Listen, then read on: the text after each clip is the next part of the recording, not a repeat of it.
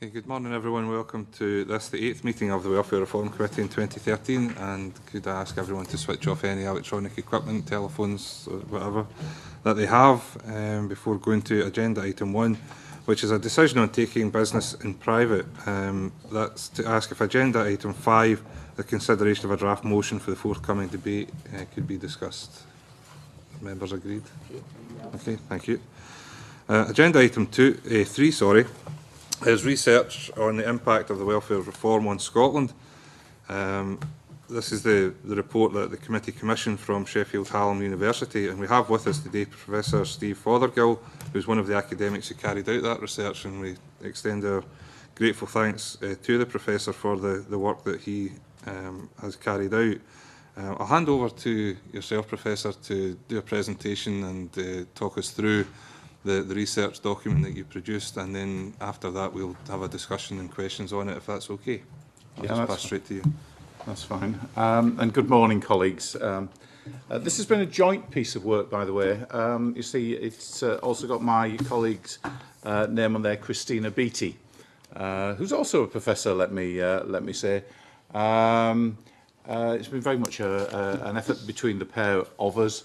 But I tend to be the person who does the fronting up at events like this. You're probably thinking, what's an Englishman doing here talking particularly about this issue? Myself and Tina Beattie have done quite a lot of work on welfare reform.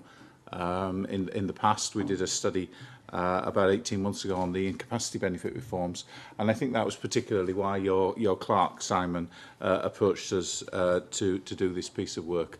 I'm also no stranger to Scotland, I might add, so it's not entirely some intruder. Bear with me this morning. I am suffering from something of a cold, so if my eyes start streaming, it's not because I'm crying about the welfare reforms. Okay, let me make a few general points by way of introduction to the report. The first thing, crucially, I think, is that what we were asked to do is to document the impact of the welfare reforms, not to comment on their merits. Now, obviously, you as individuals, even I as an individual, do have views on the merits or otherwise of the reforms, but that's not what this report is about. It's about trying to track the impact of the reforms on Scotland as a whole, and indeed on each of the constituent local authorities within Scotland. The work that you commissioned, that your committee commissioned, has actually been part of a much bigger exercise. You might look at the report that you got and think, whoa, did we really get that for £5,000, which is, I think, what you put in. The answer is no. In fact, the work was also co-financed by the Financial Times, would you believe, and by my own university, Sheffield Hallam. And at the same time as the report was issued last week on Scotland, there was a parallel report that was issued covering Great Britain as a whole, which also got quite a lot of publicity south of the border. Now, the reforms that we've covered in this particular study, and I apologise to the people sitting on the chairs at the back. I think you're going to struggle a little bit without being able to see the screens. So can you see the screens? Yeah. You can manage, yes. There's a lot going on simultaneously in terms of welfare reform, and there are 9 particular reforms that we've covered in the report on Scotland, varying from reforms to do with housing benefit through to reforms of incapacity benefits and disability living allowance, child tax credits, the 1% upgrading, etc., etc. Some of those individual reforms, as you will know only too well, are actually made up of individual component parts as well. I'm going to take the first one on that list, housing benefit, local housing allowance. That's the bit of the housing benefit reform that applies to the private rented sector. And in fact, that comprises several individual components, a shift from the 50th percentile to the 30th percentile for setting rents, new rules regarding how old you've got to be in order to have single occupancy of premises, the removal of what were called excess payments, etc., etc. And further down the list, something like child benefit as well. Even that one is an amalgam of a couple of individual reforms. On the one hand, we have the 3-year freeze in the value of child benefit, and we also have the removal of child benefit from households with a high earner. So there's a lot going on there. Now, anybody who looks down that list will think, aren't there some omissions? Well, yes, there are, but they're for very good reasons. Let me just pick up on these. We did not include universal credit in the study. We didn't include it because essentially universal credit is best understood as a packaging of existing benefits. It introduces new consistent withdrawal rates of benefit as your income rises, but essentially the rules for accessing the different component parts of universal credit stay the same. Also, unlike all of those other reforms in that first list, universal credit is not actually expected to result in a net reduction in benefit entitlement. And of course, it's been introduced very slowly and gradually, and we won't see the full impact until probably about 2018. Also not on that list, council tax benefit. Very important down in England, but up here in Scotland you found your own solution to dealing with the 10% reduction in council tax benefit which the Westminster government has imposed. Income support for lone parents, there have been changes in the rules there. Your youngest kid has now got to be under 5 rather than under 7 in order for you to qualify for IS as a lone parent. On the other hand, if you don't qualify for IS as a lone parent, you will be eligible for job seekers allowance at exactly the same rates. And we've also not included the change from RPI to CPI in terms of the uprating, because that's a much wider public sector accounting reform affecting, for example, a wide range of public sector pensions as well as benefits. Even so, that's still a pretty formidable list of reforms that we've built in to the study. Now, one or two words about how we've gone about estimating the impact of the reforms. How do we do it? Well, ultimately, the figures that we've provided in the report are all rooted in official government statistics.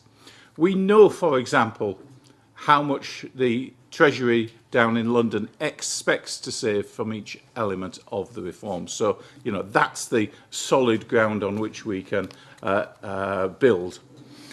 We also have the impact assessments that the Westminster government has produced for each of the individual reforms, which give us some guidance as to where and how many people will be affected. And, crucially, of course, we know where the benefit claimants are. Official statistics, again, which enables us to begin to move from the big reductions in spending expected by the Treasury through to how much the impact will be at the local scale.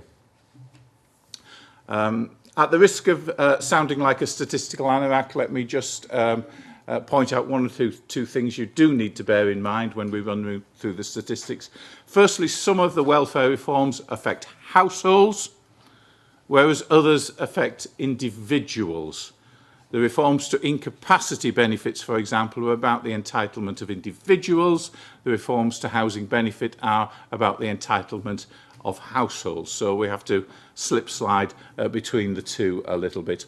We also need to bear in mind that some people are hit by more than one element of the reforms.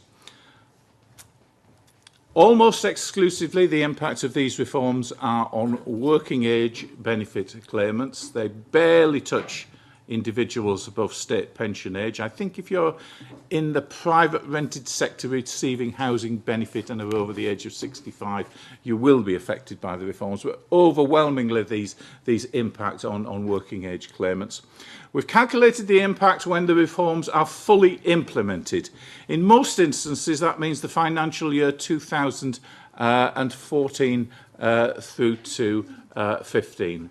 And essentially what we've had to do is hold everything else constant in these calculations. We're not making any assumptions at all about the growth of the national economy or the growth of the Scottish economy. We're not making assumptions about the trajectory of unemployment here or indeed across Britain as a whole. Of course, ministers in London do say that the welfare reforms will lead to higher employment. I've got to say we look a little bit sceptically on that claim, particularly in the context of weaker local economies at a time of slow growth in the overall national economy. But we've not made any assumption about the impact on employment. So let's begin to get into the numbers, shall we? Firstly, the overall impact of each of those reforms on Scotland. Overall, we estimate that the reforms that are now underway will take out 1.6 billion a year in spending from the Scottish economy, or in income from the Scottish economy. Bearing in mind that across Britain as a whole, the figure is just under 19 billion, that 1.6 billion seems pretty much the right order of magnitude, I've got to say. Now, some reforms will take out much more money than others. There are two columns in this particular table. The first one is the absolute loss in terms of the amount of money which will be withdrawn from the Scottish economy. The second column expresses that loss per adult of working age across Scotland. That's the average spread across all adults between the ages of 16 and 64. Some interesting things on there. Of course, just at the moment, the bedroom tax, and we put that in inverted commas. I know it's not the proper name, but it's the term that is generally used to understand the element of housing benefit reform that affects spare rooms in the social rented sector. The bedroom tax is getting a lot of attention, but it's really relatively small beer in the overall jigsaw of what's underway. The really big reductions are coming in particular from the reforms to incapacity benefits.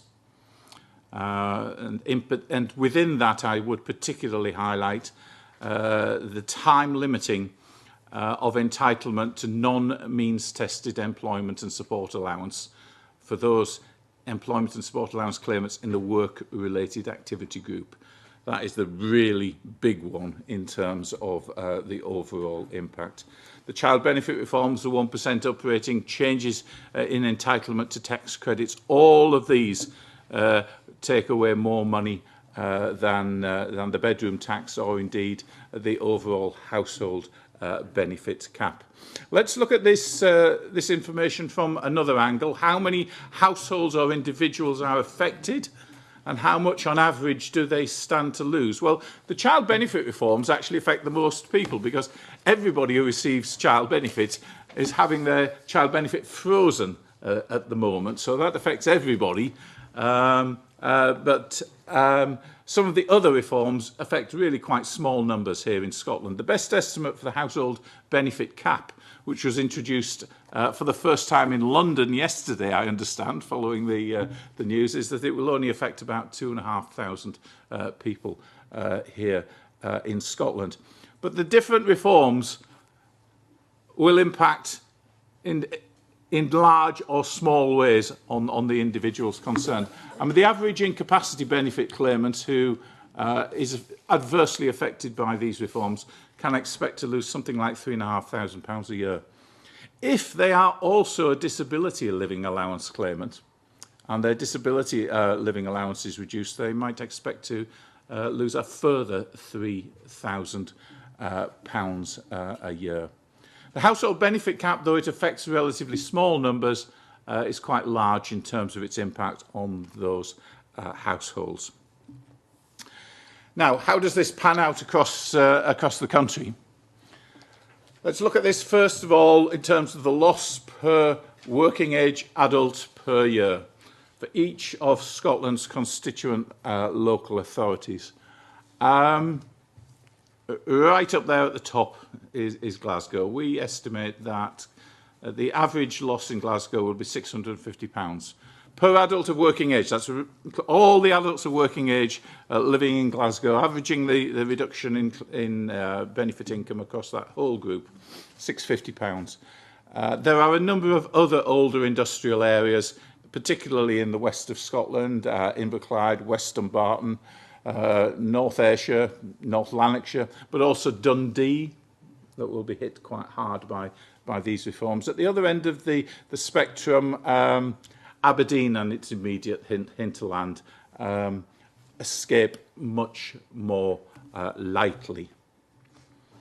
Another way of looking at the same things, that's the absolute financial loss that individual local authorities in Scotland can expect. So that's not the local authority as the institution, but it's the loss of income within each of those authorities. Nearly £270 million a year we expect to be taken out of the Glasgow economy as a result of the welfare reforms.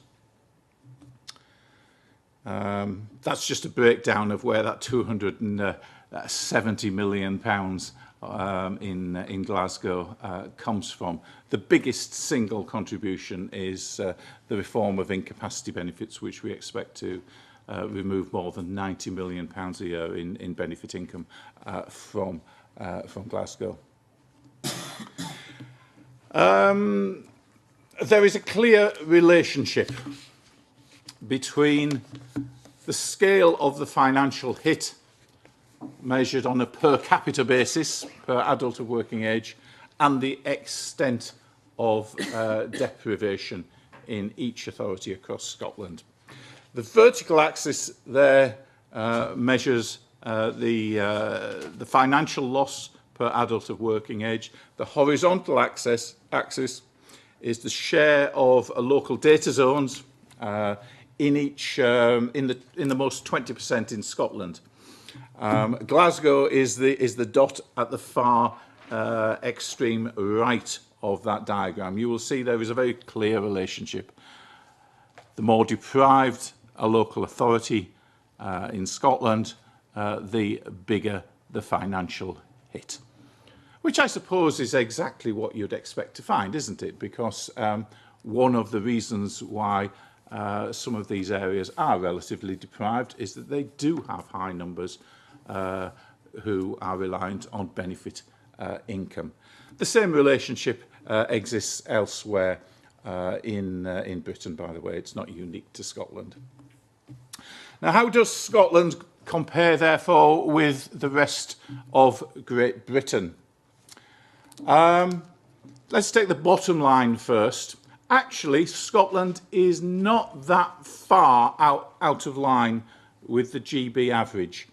We estimate that the loss to Scotland will be £480 per adult of working age, compared with £470 average across Britain. So you're pretty much in line with the GB average hit. Some benefits hit Scotland rather more, notably the incapacity benefits. Other benefit reforms hit Scotland rather less. Of course, the council tax benefit reforms don't hit Scotland at all, because, well, they hit the budget of the Scottish Government, don't they? But they don't hit the benefit claimants themselves. If you'd have not taken the decision to not pass on the reduction in council tax benefit, that 480 for Scotland would have been about 490. So the gap would have been slightly bigger between Scotland and the GB average. How does Scotland compare with the English regions and with Wales? Well, you're pretty much in the middle of that ranking, actually. In truth, compared to Northern England and Wales and London, Scotland is escaping surprisingly lightly. The northwest, the northeast, all being hit harder on a per capita basis by the welfare reforms than Scotland. I presume that is because Scotland really these days, though you have some economically weak areas with high levels of worklessness, you also have a number of areas which are really quite prosperous. So you're not uniformly poor by any means. On the other hand, Scotland is being hit much, much harder than some parts of southern England, not least the southeast of England. That little map, which you will not find in the report which we sent up to Simon, to the committee, is taken from the GB-wide report. It maps the overall financial loss per head by local authority across the whole of Britain. You will see that there is a big swathe of southern England outside London that's white on that map, where the hit is relatively modest. Only the Aberdeen and Aberdeenshire area in Scotland manages to equal that part of southern England.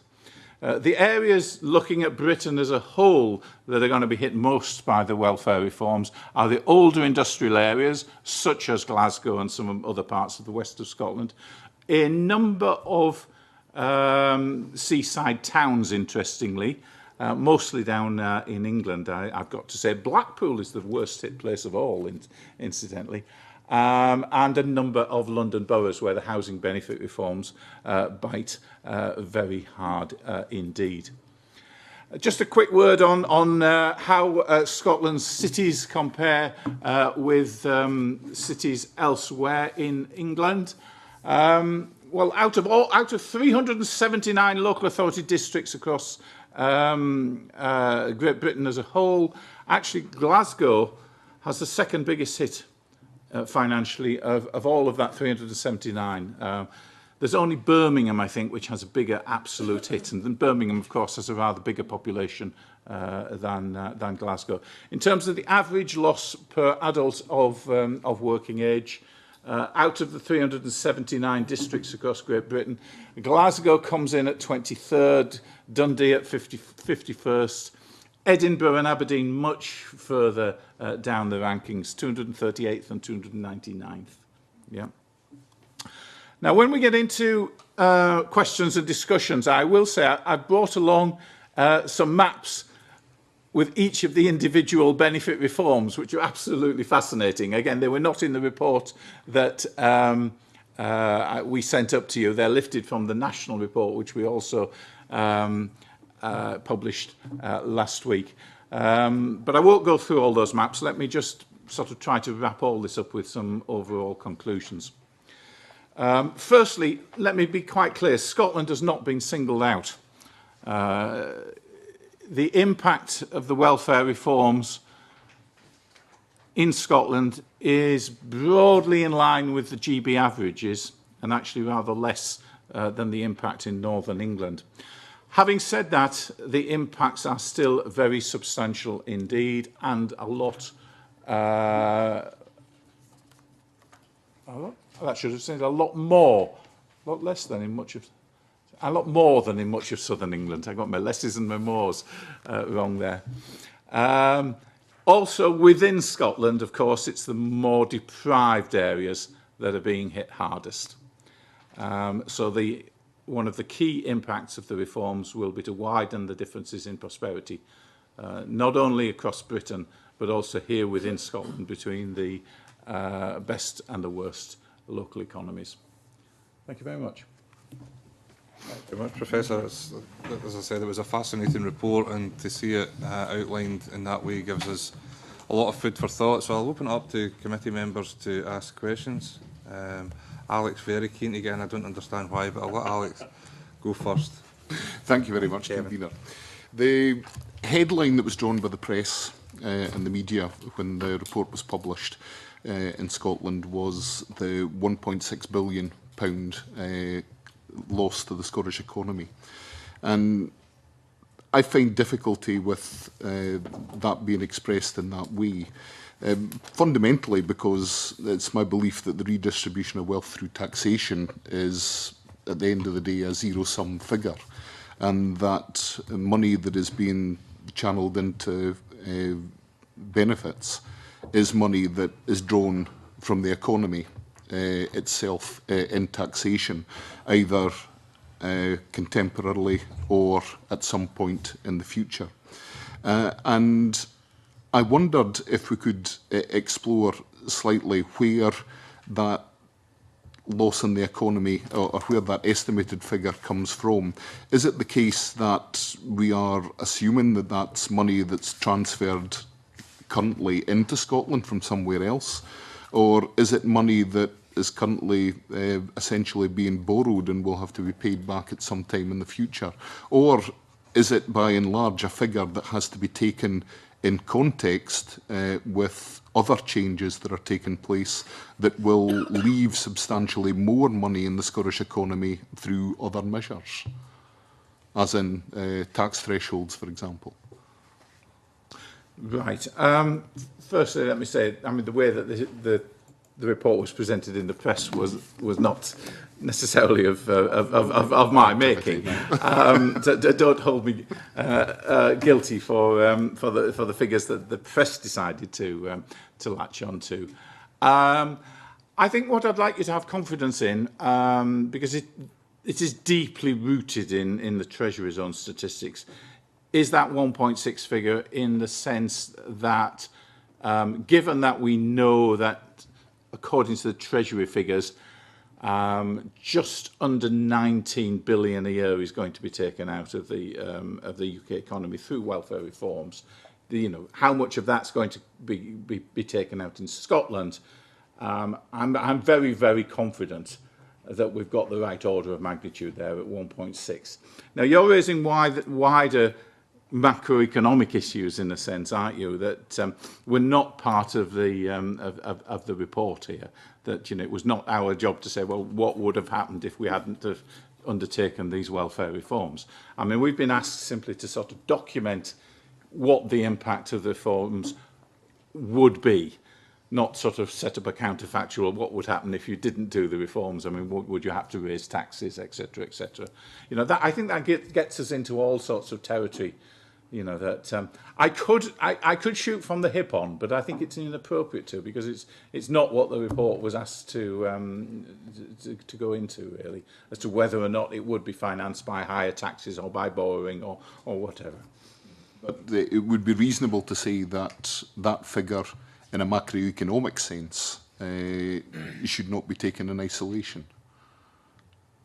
It's no more so than any other expenditure, I suppose. But we're trying here to document what a particular set of actions, what that set of actions, what impact they will have on Scotland and indeed elsewhere. So we're looking at part of the jigsaw rather than the overall jigsaw. I absolutely accept that.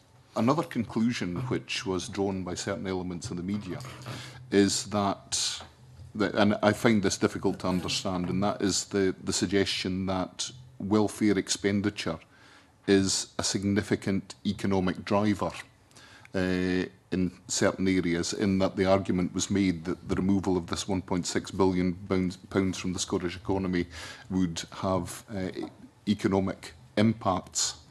Now, I take it from the way you've presented the report and what you've said that you don't draw a conclusion in terms of economic impact insofar as you're not suggesting that the removal of that money from the economy is a negative economic driver.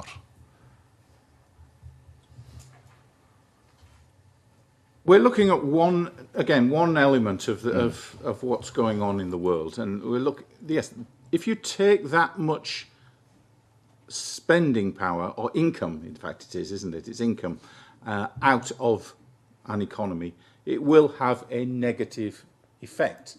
Now, what in a sense your question is well, wouldn't we have had to take the income out in some other way? And we're just looking at one bit of the jigsaw here. We're looking at what is the scale of the reduction in income arising from the welfare reforms.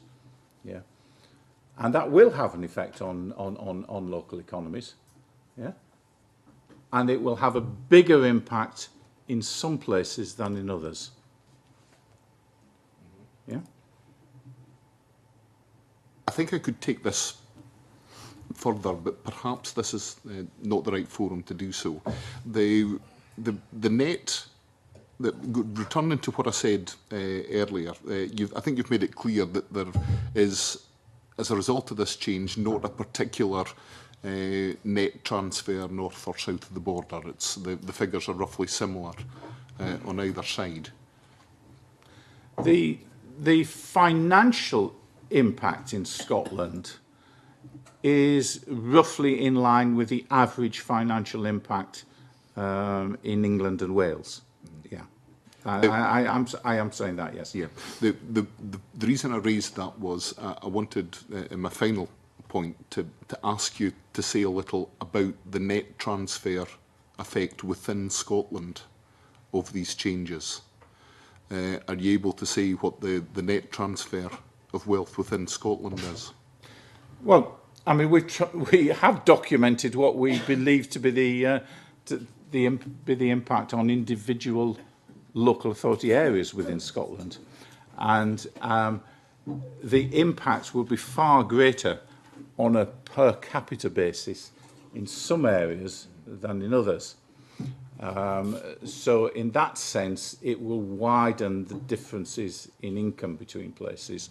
And there's a clear relationship, I think there we are, between the impact of the reforms and the scale of deprivation. The reforms will have a bigger financial impact on the less prosperous, on the more deprived local authorities in Scotland, which is inevitable. I mean, in truth, it doesn't require, you know, a PhD in economics or something like that to work out that welfare reforms will hit hardest where there are large numbers of people who claim welfare benefits. I think what we've just done is demonstrate the scale of the difference, to document the scale of the difference.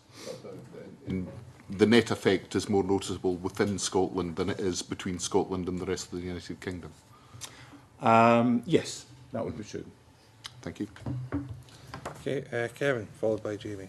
Thank you, Convener, and I thank Professor-Fothergill for the presentation today.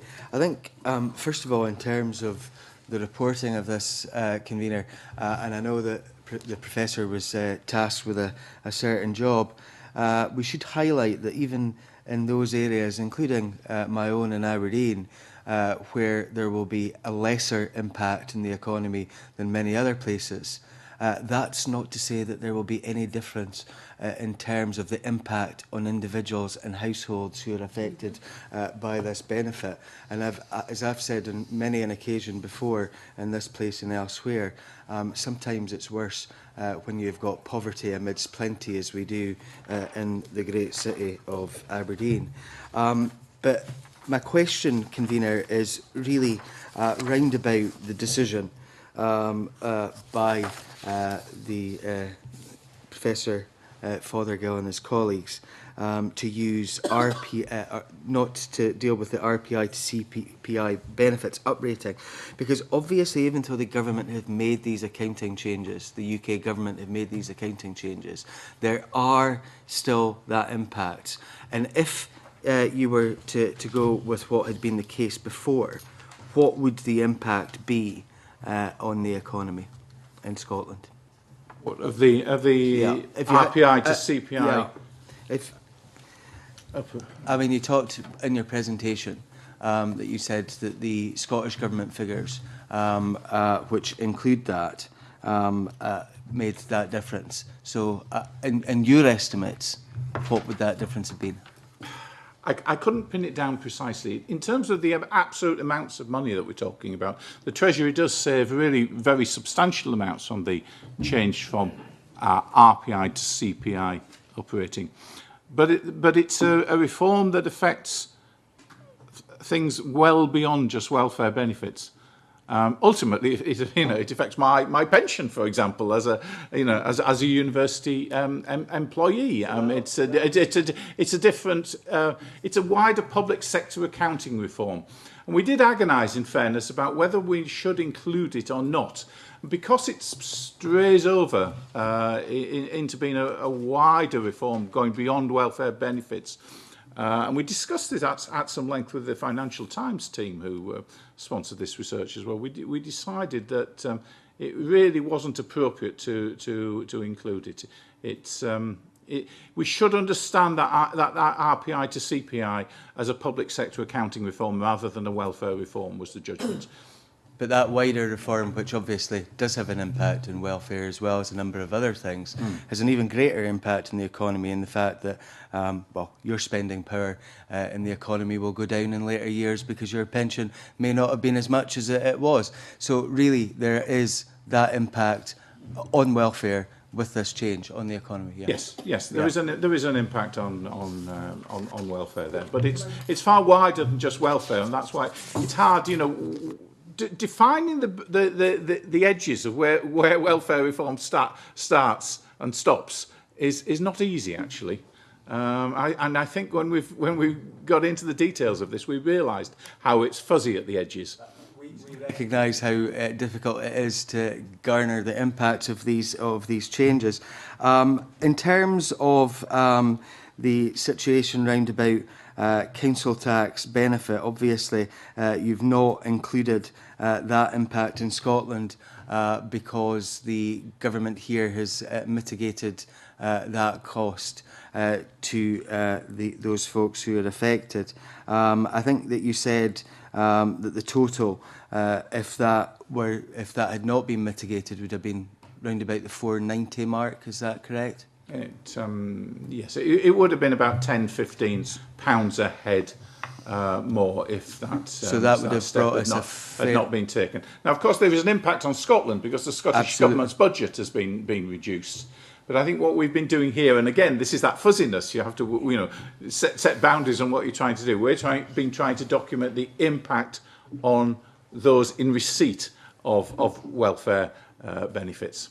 But again, there will be an impact on those folks as well, in the fact that although there has been mitigation, that's money that can be spent in other areas in Scotland that it could have been spent on if that was not done.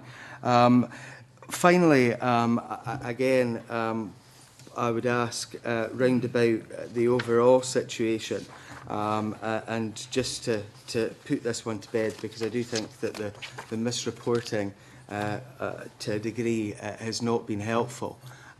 Where it has a situation in your report, it is looking at the people of working age as a whole, and it should be stated again and again and again that individuals across the country, whether they live in Aberdeen or Glasgow, are going to have the same effects if they're currently on welfare. Would that be a true reflection? Yeah, that's correct. I mean, just because you may live in Aberdeen and may be affected by an element of the reforms doesn't mean that you will be losing any less than the similar person being affected in Glasgow. It's just that in Glasgow there are far more people who will be affected by the reforms, and we had to scale the impact against something which.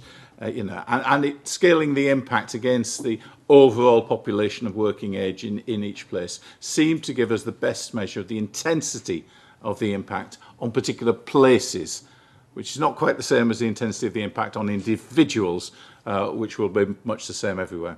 Thank you. Yeah, Alex, you wanted a supplementary? Question a degree of understanding there. And, the difference between CPI and RPI. Now, if we were talking about uprating benefits by inflation, which we did last year, and it worked out at 5.2%, if we implement CPI instead of RPI, that limits it reduces the amount by which benefits would rise. However, in view of the 1% cap, a 1% cap defined through CPI is actually more generous than a 1% cap defined through RPI. So if we change from CPI back to RPI, we'd actually be limiting the growth of benefits more than we currently are. No, surely it's just been a flat 1% increase. I don't think it's related to RPI or CPI. We've broken from CPI. Absolutely. You know, we just the decision of the Westminster government has been simply to operate by 1%, neither by CPI nor RPI, just 1%. No? Desperate. Jamie. Yeah, well, thank you first of all to Professor-Fothergill for his presentation. I want to return to the macroeconomic issues that Alec Johnson raised. You know, this idea that the £1.6 billion you've identified isn't being withdrawn from the Scottish economy, surely that would only be the case if an equivalent £1.6 billion was being handed back to other people within Scotland. Is that, broadly speaking, would that broadly speaking be correct?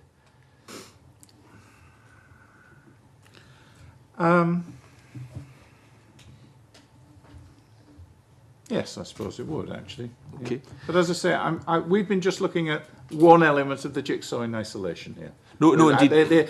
We've been trying to document, you know, what is the impact of what's going on in terms of welfare reform. I mean, from the point of view of the Treasury down in London, they've got to balance what they do with welfare reform with what they do about taxation, etc., etc. Except I was just questioning the underlying assumption that this couldn't be described as £1.6 billion withdrawn from the Scottish Government, and you've confirmed that could only be the case if £1.6 billion was returned in the same year, albeit not necessarily to the same people within Scotland. In terms of this, moving on from that issue, in terms of this idea that, you know, welfare isn't a significant economic driver.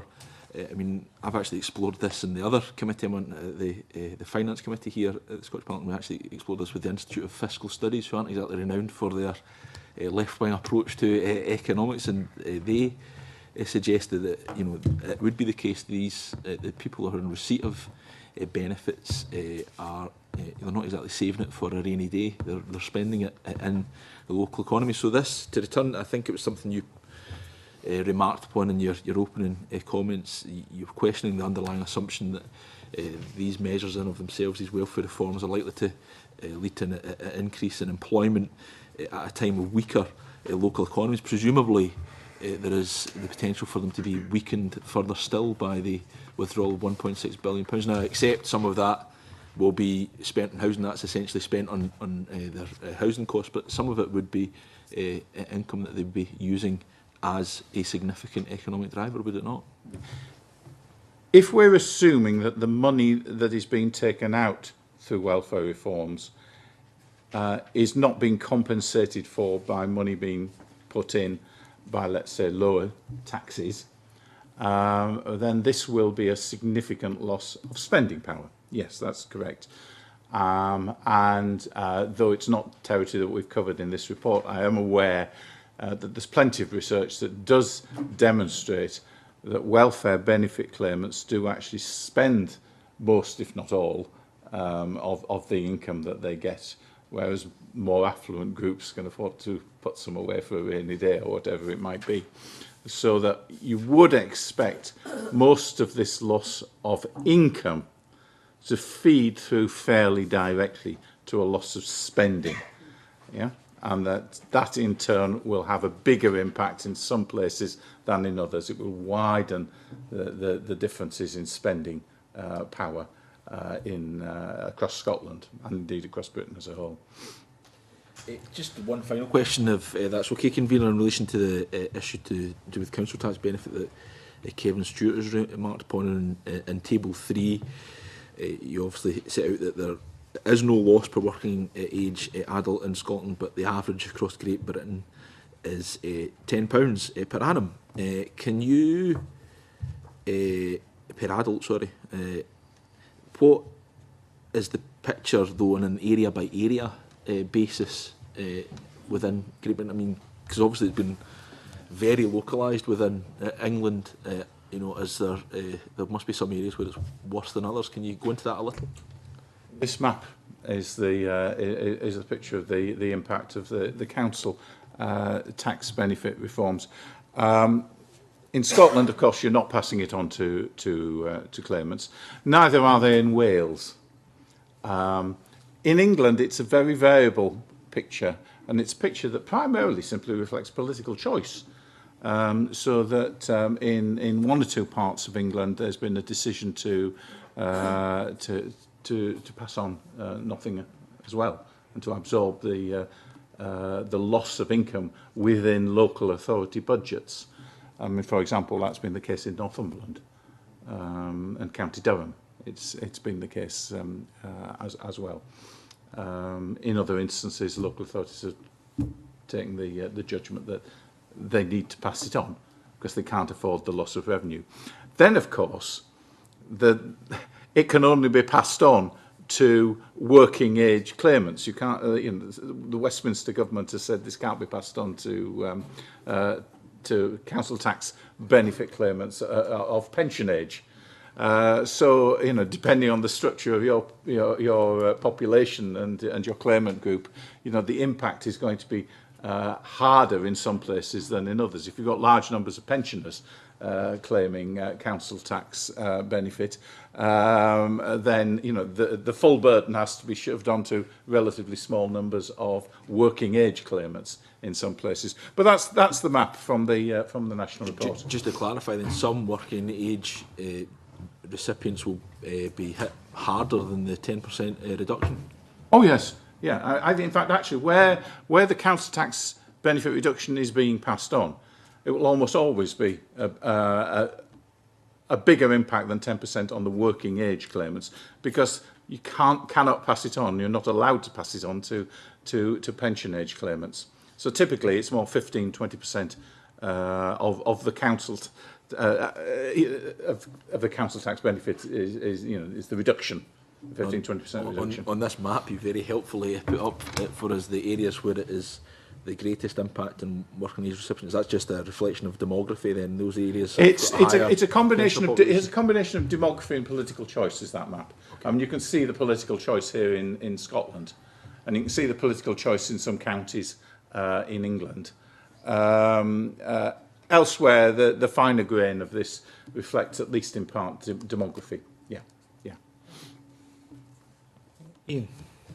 Yeah, just it's probably not a very fair question, but I'm kind of intrigued.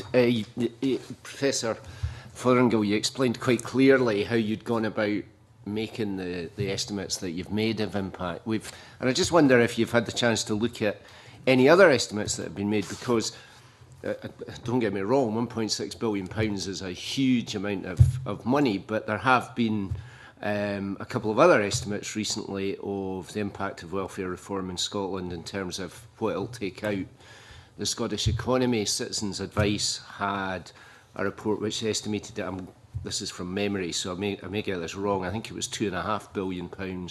And I think the Deputy First Minister used a figure of £4 billion not that long ago at a conference. And I just wondered, I'm just intrigued why there's a difference. Don't get me wrong, I'm not trying to suggest 1.6 billion is not, but I understand quite clearly, because you've explained it, how you arrived at that figure. I just wondered if you'd had a chance to make any comparisons. I've had a look at these other statistics. Let me be clear firstly, of course, what we're talking about is an annual loss. That's 1.6 billion a year once the reforms are fully implemented.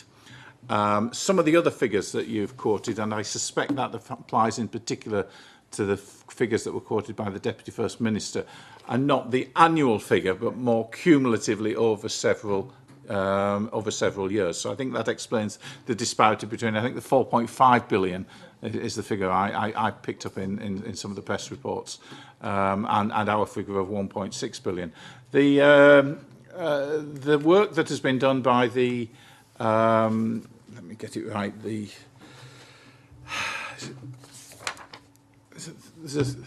was a study produced by, was it the Citizens Advice, and working with Scottish Local Government Forum Against Poverty and Rights Advice Scotland. That's right. That's the one I'm thinking of. That comes up with a lower figure than we do. And when you actually crawl over their statistics, and I was keen to crawl over them and understand why there was a disparity, it's actually because they really haven't included, several key elements of the reforms, or not covered them fully. In particular, they've not covered the incapacity with benefit reforms as fully as they should have done. But given that the Treasury is talking about a figure of nearly 19 billion being taken out of the UK economy by these reforms, and given that Scotland's around about 8% of the UK population, that figure of 1.6 billion a year feels in the right territory, actually. So you're pretty confident that this is the figure? I'm very confident. For each year, all other things being equal. It's when the reforms are fully implemented, of course. Now, as I said in my talk, for most of the reforms, that means 2014-15. In truth, for some of the incapacity and disability living allowance reforms, it'll be a little bit further ahead. We won't see the full impact of the DLA reforms through until 2017-18. But they're coming in gradually. But it's when all of these are fully in place.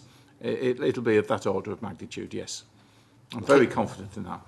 Okay, the other thing, the other point which you've made a number of times, and Kevin picked up on this quite rightly, was that these are overall figures or local authority area figures, but actually, and for some of the reform changes, the impact, when you look at the table, doesn't look as if it's nearly so much. But of course, for those individuals or households who are affected, the cap was one, the 1% up rate was another. But so for the individuals or households affected, the impact on them is very significant. Kevin made that point quite eloquently about if you're one of those affected, just because you happen to be living in Aberdeen, which is a more prosperous city, the impact's just as bad on you.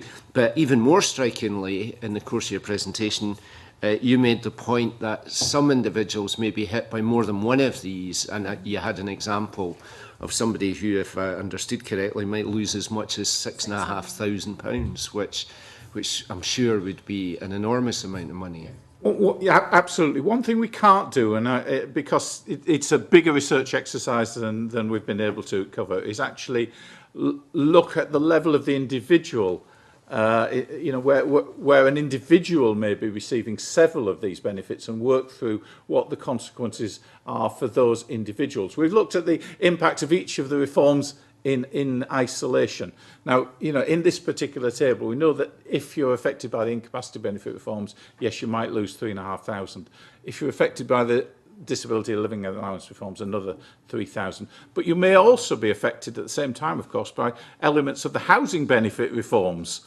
So 6,500 is by no means a ceiling at the level of the individual. And then, of course, there's the 1% up rating, which we know how many people claim each of the individual elements, but we don't know how many people. You can't add the number of people claiming all those benefits to and then think, oh well, the 1% up rating. No. There'd be double counting going on if we're hearing this. Well, I mean, that's really my question, because I think the committee have been quite concerned to try and get at the individual impact on households and individuals, and the way we've done that generally has been by taking evidence from individuals who are affected. My question to you is whether there is a statistical methodology which would allow you to measure the impact in that way at all, and is that something that we should think about pursuing with you as a follow-up to this? It could be done, but not at the fine geographical scale that we've done this. I could probably do it for Scotland as a whole, but not for Glasgow or Aberdeen or Edinburgh, because I'm not aware that the fine-grained data exists. I mean, we've come into this from one particular angle, which is to document the geography. Yeah, Institute for Fiscal Studies, come in from the other angle of documenting the impact on different sorts of individuals or households, but they don't have any geography in that, so they don't differentiate between Scotland and South East England or Glasgow and anywhere else. There's probably a halfway house. We could probably crack it for Scotland, but I doubt whether we could crack it for Glasgow. Annabelle. Thank you, Convener. Good morning, Professor-Fothergill.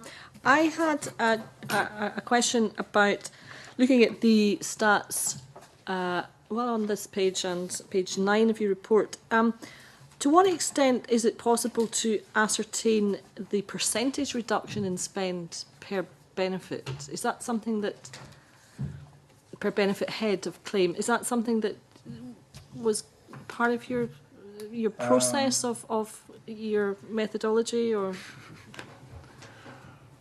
We would be able to calculate a percentage. We know how much benefit spending goes into each local authority area. So I suppose, yes, it would be possible. And now that you've suggested that, I'm thinking, why didn't we do it? Yeah. Okay. I mean, it would be very interesting to see what that came out as.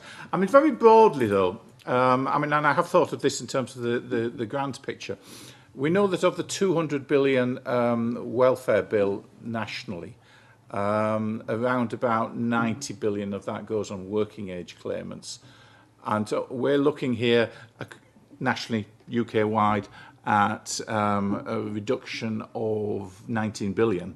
So this is something like about a 20% cut in benefit payments to working age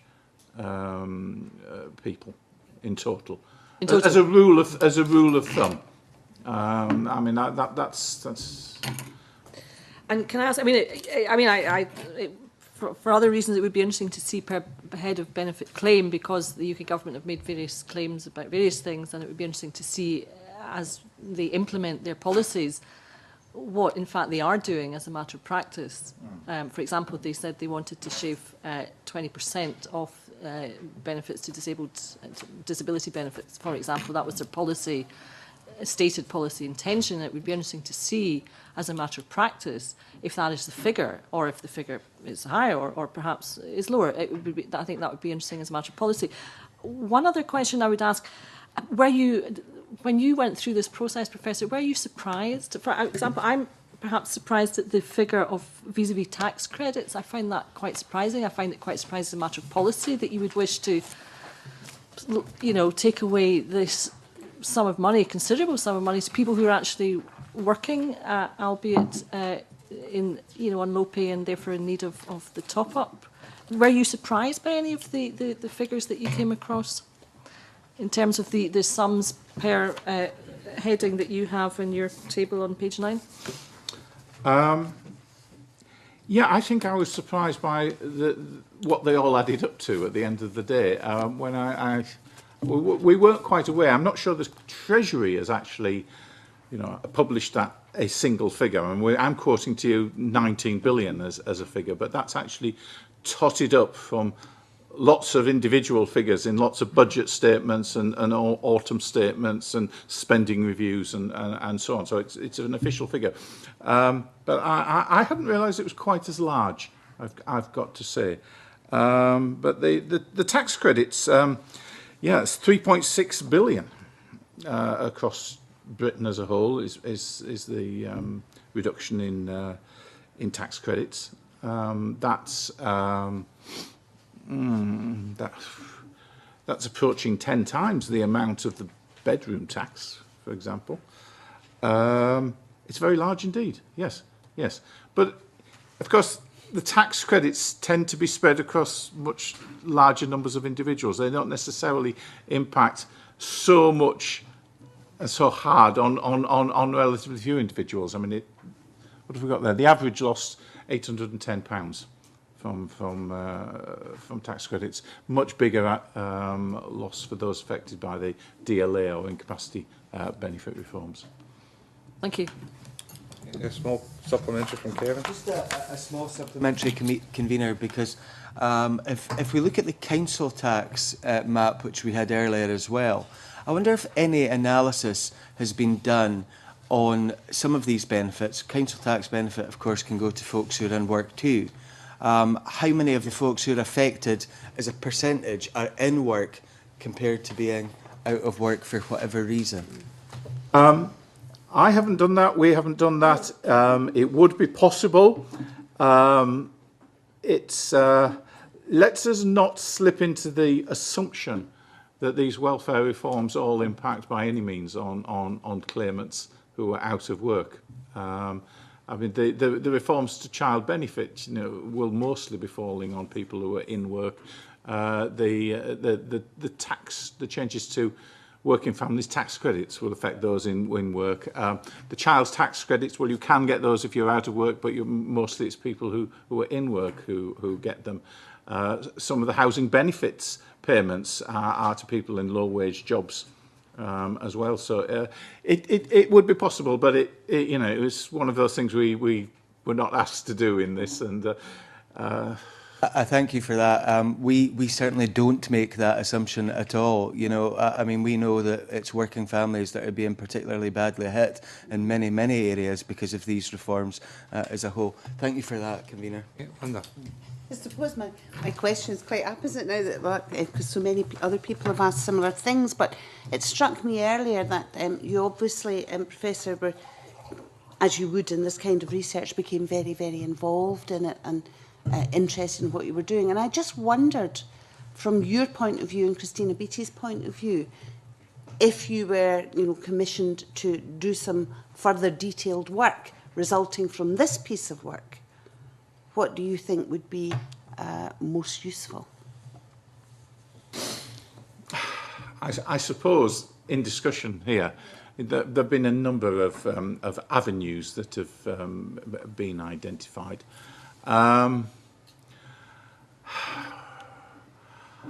I think working things through a bit more at the level of the individual would be an interest, and the individual and the household would be an interesting question. But I don't think I'd like to shoot from the hip and give you a definitive answer. It's one of those things I'd like to think about and discuss, back Absolutely. at base. But this is a major change, isn't it? That's going to impact here in Scotland and elsewhere in the country, and I think it needs to be properly understood. This is the first time that I'm aware that we've got a comprehensive picture of where is the impact of the reforms will be felt. And that's quite a step forward, but this is just one part of an immense jigsaw. Yeah, and just going along with that, in particular with this piece of work, at what point would it be academically right to go back and look at the actuality as compared to what you have here? These are all forecasts that I've been presenting here. They're forecasts rooted in the Treasury's own forecasts, or indeed in DWP's own forecasts of particular welfare reforms. It would be useful, very useful indeed, in a couple of years' time, perhaps, to see whether the forecasts have proved correct. It's certainly been the case that some of the initial forecasts about the incapacity benefit reforms proved to be quite seriously wide of the mark. I mean, we've had incapacity benefit reforms going on since the last Labour government, of course, and I remember that the initial assessments were that when the new medical test for incapacity benefit came in, the work capability assessment, that it would only be 10% of people who had claimed incapacity benefit would no longer qualify for employment and support allowance, the replacement. In practice, it's been much more like 30%. So the impact has been really quite different to what was and much more dramatic than what was originally estimated to be the case. So yeah, at some stage it would be very useful to go back and look at how things are working out in practice. I did notice that even a couple of days ago, for example, the figures that we're quoting here on the household benefit cap of, I think it's 56,000 households across Britain as a whole, being hit by the household cap, benefit cap. The government's been revising those figures and saying, actually, it's not going to be 56,000, it's going to be 40,000 now. So, things do move. Thank you. Just a couple of questions myself, Professor. One is just for clarification. You have a footnote 10 in relation to Table 4, which compares Scotland with Wales and other English regions. And in the footnote, it points out that the Welsh Government carried out its own research in 2012. The final sentence of your footnote says that the present report also deploys more sophisticated methods for estimating the local impact of several of the reforms. Is that your report that you're referring to? Your report is more sophisticated than... That's this one. That's this one. I'll nail my colours to the mast. I think we have done a very, very thorough job here. And we've pushed the edges of the envelope in terms of what's possible, in terms of documenting the impact on places, and brought to bear far more detailed information than some of the previous studies that have nibbled at the edges of this. So yeah, I'm saying we've done a good job. Right, so to test the thoroughness of this then, I've got to ask another question. I'm looking at the map that you have on the screen at the moment. It quite clearly shows some areas where the council tax benefit reforms have not had the same impact as others. And geographically, you can see, because Wales found the difference and didn't pass it on to the cut on to individuals, and in Scotland, again, it wasn't passed on, and in some areas of England it wasn't passed on. So the loss, in Table 2 of your report, the loss per working age, that figure would be absolutely accurate in terms of the cost to individuals from that change. But in Scotland, in terms of the estimated loss per local authority, the £40 million that was found in Scotland, so that it wasn't passed on to individuals, was shared between the Scottish Government and local authorities. So £23 million of it was found by the Scottish Government, £17 million by local authorities. Therefore, using Glasgow as an example, you're saying that the estimated loss in millions for Glasgow is 269. Does that include their share of the £17 million? Or is there an additional sum to be added on to that for their share of the 17 million? No, it doesn't include the 17 million. What our figures are the impact on the claimants themselves, or the benefit recipients. So for Glasgow, you would have to add in their share of the 17 million in these statistics. Yeah. So, can you just indulge me 1 second, Chair? Can I just, having brought these maps, can I just flag up a couple of interesting ones to you? There's how child benefit is actually mainly going to impact on the south of England. That's because where the high earners are, who are going to lose the child benefit. And there was another one I wanted to show you as well. That one, the household benefit cap, which is the one that got all the publicity yesterday. It's really London. It's not an issue for Scotland. Yep, there's an awful lot of those interesting comparisons that are made throughout the whole report. I'm glad we commissioned the study, because I think it's been very helpful in terms of getting a clearer picture, and no doubt there's more work is going to be carried out in the years ahead, and now that we've discovered that there is a research budget available, we might tap into it at some point in the future to do some of that. Let me say, you've got very, very good value for money. It was the other players who funded most of this. We might not need such a substantial piece, but I think we might have to keep an eye on this and keep adding to it. So the work that you've done has been very welcome by the committee, and I'd like to thank you very much for the efforts that you put in, and for your contribution this morning, which again has helped to clarify some of the detail around the report. So thanks very much for your contribution. You're welcome. Thank you.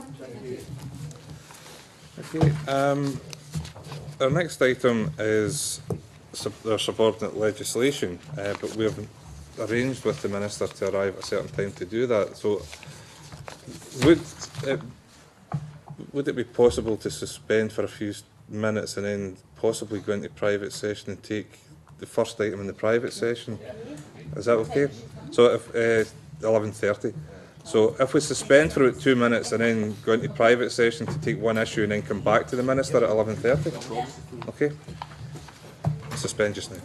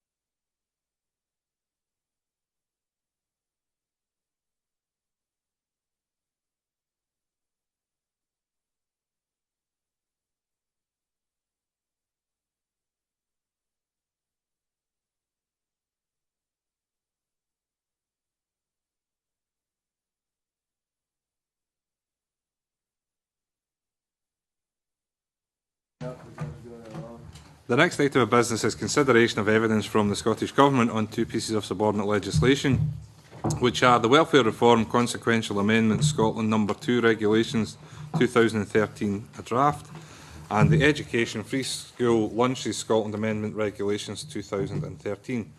We'll take evidence on the instruments, both of which relate to passporting from universal credit at item 3, as this allows us to hear from the Minister and her officials. Once we move on to agenda item 4, which is a formal consideration of the motion on the affirmative instrument, only the Minister and members of the committee will be able to participate at that point. So with that, I welcome to the committee Margaret Burgess, the Minister for Housing and Welfare, and a number of our officials. Can I ask you or invite you, Minister, to introduce the topic, and then we'll have a discussion if members want to ask questions. Thank you. Thank you, Convener. And thanks for inviting me to present the Draft Welfare Reform Consequential Amendment Scotland No. 2 Regulations. These regulations, which we're here today to discuss, are necessary in order to take account of the introduction of universal credit and are primarily focused on maintaining access to income-related passported benefits during the Universal Credit Pathfinder period. We could have taken the risk that nobody on the Universal Credit Pathfinder scheme would claim passported benefits in Scotland and not undertaken what could be seen as a procedural exercise now. However, I'm sure you will agree that we have taken the correct approach in ensuring no one in Scotland is disadvantaged by being unable to access our benefits while the UK Government rolls out its reforms. As the committee knows, our intention is to bring forward new qualifying criteria for income-related passported benefits prior to the rollout of universal credit in Scotland. And for the avoidance of doubt, this intention also extends to revisiting the Education School Lunches Scotland Amendment Regulations 2013, which prescribes universal credit as a qualifying criterion for free school lunches. We will be working on the new criteria over the summer, and I'll make sure that the committee is kept up to date with developments going forward. And I'm happy to take any questions prior to moving this motion. Okay, thanks very much, Minister. I'll open it up to colleagues who might want to ask questions. I might just, it's not so much a question about the regulations, Minister, it's about when we've had discussions with a lot of the third sector about the way things are moving forward, there's been a repeated message about the need to review and for involvement in as wide a range of stakeholders as possible. And so it's more asking you for a commitment in relation to the involvement of those who are affected by the changes to continue the dialogue, which has been evident from the evidence that we've taken. It has been ongoing, but it's just to get a reiteration of that commitment. And secondly, to the possibility or a commitment from you that there would be a review at some point so that the implementation and the effect of the regulations are monitored on a regular basis. Could we get that commitment from you? And certainly the commitment to the stakeholders in the third sector that we gave at the very start will continue, and we have meetings in the summer to continue discussion with our stakeholders, and that will continue throughout the whole process. And likewise, your second point, which I've completely forgotten. The review. We intend to review this. We'll have to review this constantly to see how it progresses and to see the impact of it, and that will definitely take place. Yeah, I think that would be reassuring to those who have got an interest in this. Any questions from colleagues? No. It doesn't appear to be. So we then go to the motion. I've had no indication from any members that they wish to debate the motion, so I would invite the Minister to make any comments that she has and then move to the motion. Is there anything that you need to say, Minister? I'll just move the motion, Convener, and ask that the Welfare Reform Committee recommends that the Welfare Reform Consequential Amendments Scotland No. 2 Regulations 2013 be approved. I have to read that into the record as well. So do members agree to recommend to the Parliament that the Welfare Reform Consequential Amendments Scotland No. 2 Regulations draft should be approved?